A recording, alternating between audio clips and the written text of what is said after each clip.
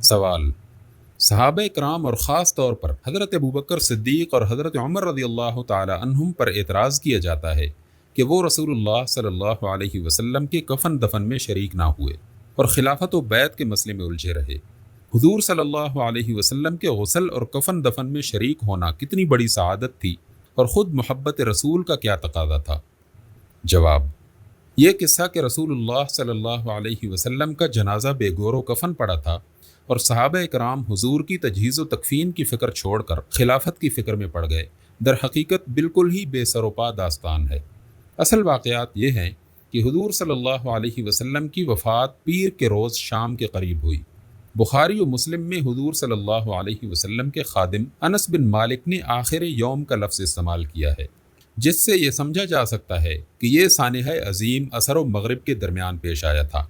فطری بات ہے کہ اس سے پوری جماعت اہل ایمان کے ہوش پراگندہ ہو جانے چاہیے تھے، چنانچہ یہی ہوا۔ حضرت عمر کو یہی یقین نہ تھا کہ سرور عالم واقعی وفات پا گئے ہیں۔ حضرت ابوبکر نے آخر جب تقریر کی تو لوگوں کو پوری طرح یقین ہوا کہ وہ ناگزیر بات جو پیش آنی تھی پیش آ چکی ہے۔ اتنے میں رات آ گئی۔ یہ ممکن اور مناسب نہ تھا کہ راتوں رات تجہیز و تکفین کر کے حضور صلی اللہ علیہ وسلم کو دفن کر دیا جاتا، کیونکہ جنازے میں شرکت کی سعادت سے محروم رہ جانا ان ہزاروں مسلمانوں کو ناگوار ہوتا جو مدینہ طیبہ اور اس کی نواحی بستیوں میں رہتے تھے۔ لازماً ان کو شکایت ہوتی کہ آپ لوگوں نے ہمیں آخری دیدار اور نماز جنازہ کا موقع بھی نہ دیا، اس لیے رات بہرحال گزارنی تھی۔ اس رات صحابہ کے مختلف گروہ اپنی اپنی جگہ جمع ہو کر سوچ رہے تھے کہ اب کیا ہوگا۔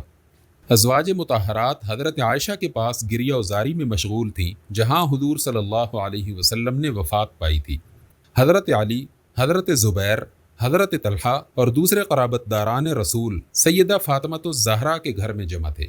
مہاجرین کی ایک اچھی خاصی تعداد حضرت ابوبکر کے پاس غمگین و متفکر بیٹھی تھی۔ انصار کے مختلف گروہ اپنے اپنے قبیلوں کی چوپالوں میں اکٹھے ہو رہے تھے۔ اتنے میں کسی نے آ کر خبر دی کہ بنی سعدہ کی چوپال میں انصار کا ایک بڑا گروہ جمع ہے اور وہاں رسول اللہ صلی اللہ علیہ وسلم کی جانشینی کا مسئلہ چھڑ گیا ہے۔ حضرت ابوبکر، حضرت عمر اور ابو عبیدہ بن جراح، جو حضور صلی اللہ علیہ وسلم کے بعد مسلمانوں کی جماعت میں بڑے سمجھے اور مانے جاتے تھے، یہ خبر سن کر فکر مند ہوئے کہ ابھی سردار ملت کی آنکھ بند ہوئی ہے، ساری امت اس وقت بے سر ہے، کہیں ایسا نہ ہو کہ کوئی بڑا فتنہ کھڑا ہو جائے اور جماعت کا نظم از سر نو قائم ہونے سے پہلے ہی بدنظمی اپنے قدم جما لے۔ اس لیے یہ تینوں حضرات فوراً برسر موقع پہنچ گئے اور راتوں رات انہوں نے حضور صلی اللہ علیہ وسلم کی جانشینی کے مسئلے کو، جو ایک فتنہ خیز صورت میں طے ہوا چاہتا تھا، اس صحیح شکل میں سلجھا لیا جس کے صحیح ہونے پر تاریخ اپنی مہر تصدیق ثبت کر چکی ہے۔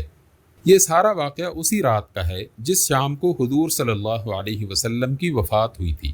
رات کو بہرحال حضور صلی اللہ علیہ وسلم کی تجہیز و تکفین نہیں کرنی تھی، جس کی مصلحت اوپر بیان کی جا چکی ہے۔ اسی رات خلافت کا مسئلہ طے کیا گیا۔ صبح سویرے مسجد نبوی میں حضرت ابوبکر صدیق رضی اللہ تعالی عنہ کی خلافت کا اعلان ہوا۔ مہاجرین و انصار سب نے اسے قبول کر کے جماعت کا نظام بحال کر دیا اور اس کے بعد بلا تاخیر حضور صلی اللہ علیہ وسلم کی تجہیز و تکفین کا کام شروع ہو گیا۔ یہ کہنا بالکل ہی خلاف واقعہ ہے کہ صحابہ کرام اپنی خلافت کی فکر میں لگے ہوئے تھے اور حضور صلی اللہ علیہ وسلم کی تجہیز و تکفین سب آپ کے اہل بیت نے کی۔ یہ تجہیز و تکفین کسی نے بھی پیر اور منگل کی درمیانی شب میں نہ کی تھی۔ اس کا آغاز منگل کی صبح کو اس وقت ہوا ہے جبکہ حضرت ابوبکر کی بیعت ہو چکی تھی، اور یہ کام حضرت عائشہ کے حجرے میں ہوا ہے، جس کا ایک دروازہ اسی مسجد نبوی میں کھلتا تھا جہاں مدینہ طیبہ کے سارے صحابہ جمع تھے، جہاں گرد و نواح کے لوگ وفات کی خبر سن سن کر چلے آ رہے تھے، اور جہاں حضرت ابوبکر کے ہاتھ پر بیعت کی گئی تھی۔ جن لوگوں کو کبھی مسجد نبوی کی زیارت کا شرف حاصل ہوا ہے اور جنہوں نے اپنی آنکھوں سے دیکھا ہے کہ حجرہ حضرت عائشہ جس میں سرکار مدفون ہیں اور مسجد نبوی کا مکانی تعلق کیا ہے، وہ یہ بات سن کر ہنس دیں گے کہ صحابہ کرام مسجد نبوی میں اپنی خلافت کی فکر میں لگے ہوئے تھے اور بیچارے اہل بیت حجرہ حضرت عائشہ میں حضور صلی اللہ علیہ وسلم کی تجہیز و تکفین کر رہے تھے۔ غلط بات تصنیف کرنا بھی ہو تو اس کے لیے بھی کم از کم کچھ سلیقہ تو چاہیے۔ یہ بات کہ حضور صلی اللہ علیہ وسلم کو غسل و کفن صرف آپ کے اہل بیت نے دیا، یہ بھی خلاف واقعہ ہے۔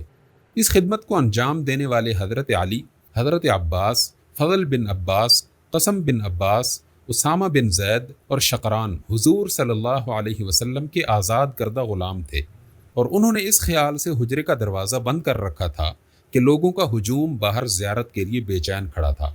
اگر دروازہ کھلا رہنے دیا جاتا تو اندیشہ تھا کہ زیادہ لوگ اندر آ جائیں گے اور کام کرنا مشکل ہو جائے گا۔